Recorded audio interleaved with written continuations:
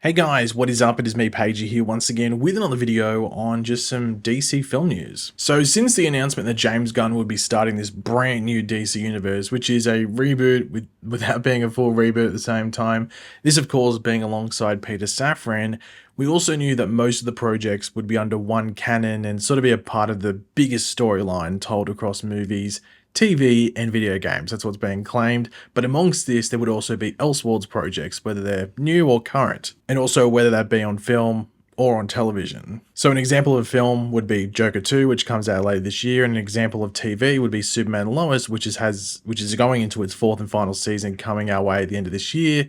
Both of them pretty much coming out at the same time. But we were all wondering what the first Elseworlds project produced by James Gunn under this new DC banner would be that exists out of the, canon that Superman Legacy will kick off in, the middle of next year.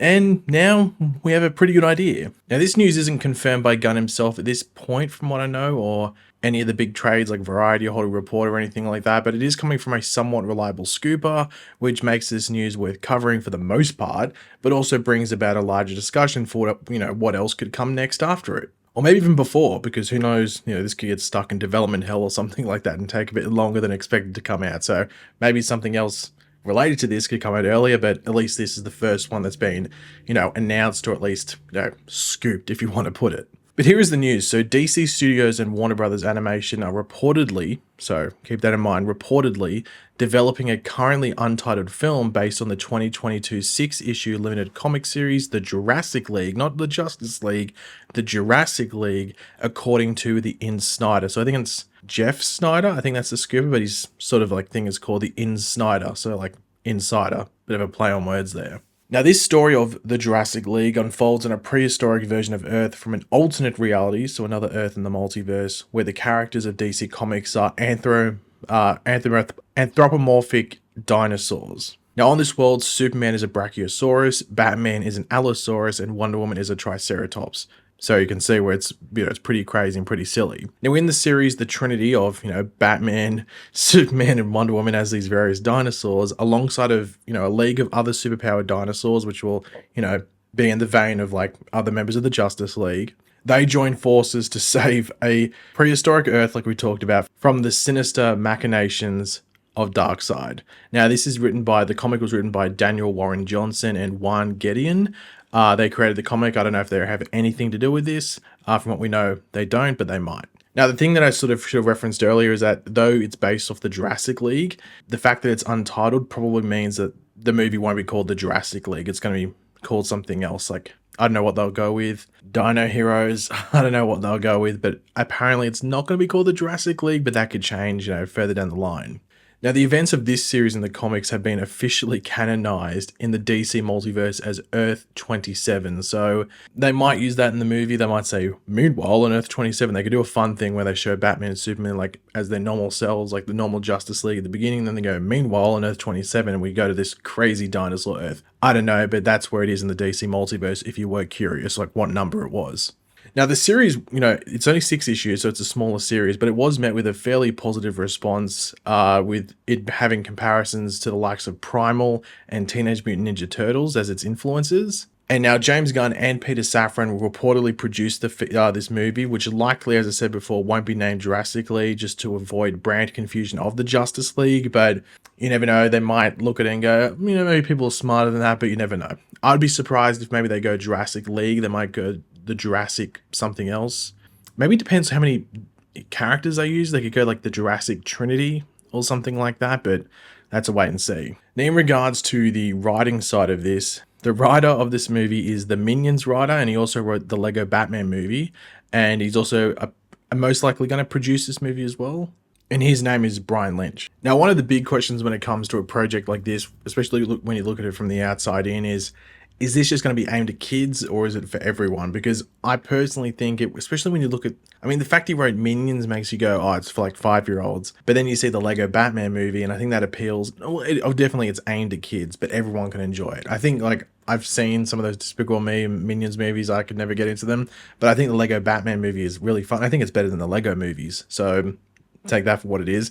So it's going to be interesting to see who this is aimed at. I guess you have to wait for a trailer and everything, But then I think the comic is somewhat graphic. Like they do show the dinosaurs like biting and fighting and everything, but it's not ridiculously graphic at the same time. So it'd be interesting to see where they lean. Do they lean mainly for kids, or is it like a Lego Batman where it's somewhat in the middle where everyone can enjoy it? So that'll be interesting. From the outside looking in, as I said, I think they might go for kids, but then again, like, I don't know, they've tried that with some of the animated movies before, with DC as well. Like even like that Secret Life of Pets, I think was very kiddie. I tried to watch it, I couldn't really enjoy it, so it'd be interesting to see which way they lean, but I think they might go Lego Batman style, like in the middle. But as I said, this is going to be the first, like, well, at least it's the first announced Elseworlds movie that's not inside the main canon. It's still going to be produced by Gunn and Safran. So the big question is, what is next? And it wouldn't surprise me too much if, like, you know, if we're going through possibilities where there is the possibility to just adapt like the actual Elseworlds comics, like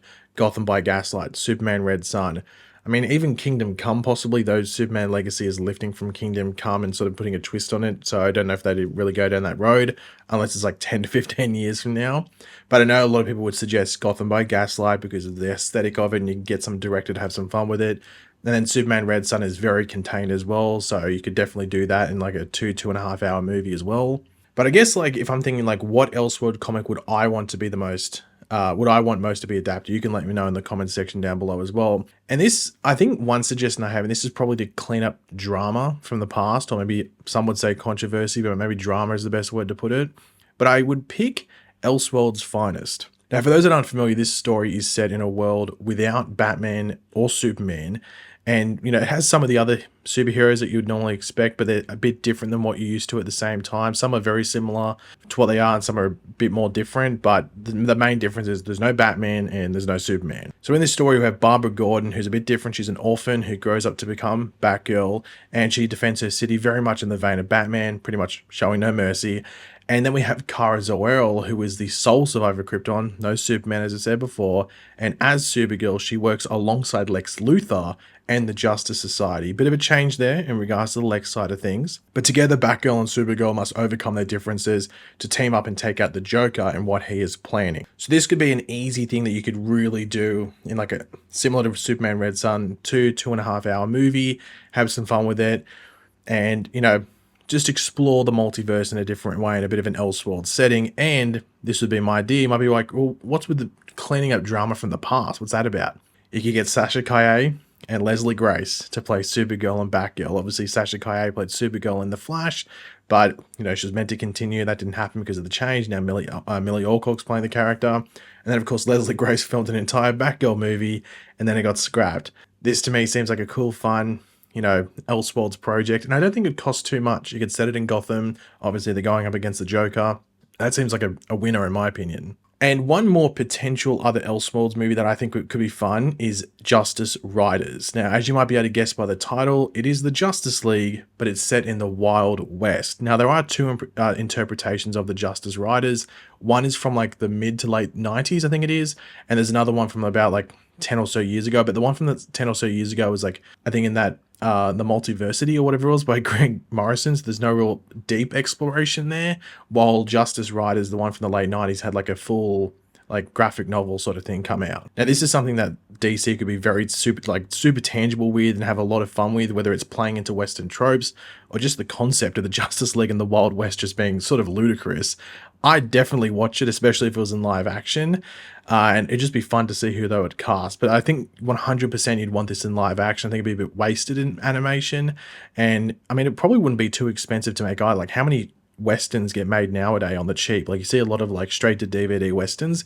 It's because they're pretty cheap to make. So this seems like a very low risk movie. Like, I don't think you could see them spend more than 50 to 60 million. And also with the Justice Rider, like the power aspect is sort of removed for the most part. But there's still a bit of like superhero stuff there at the same time. So I think this would be a really cool, like, standalone, low risk option just because of the budget that people would still turn out to.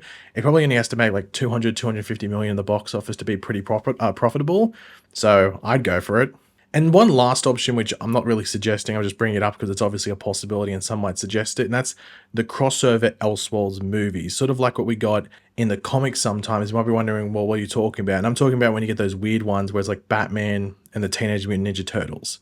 Like Jurassic League is super silly, so some of the crossovers they have done in the comics they'd probably seem pretty tame in comparison, like Batman teaming up with the Ninja Turtles and even like goddamn Scooby-Doo that's been in there in the comics and a bunch of other things. It's like when you see the Archie comics and they're teaming up with Spider-Man or the Punisher and zombies and crazy stuff like that. So some of those movies would be fun.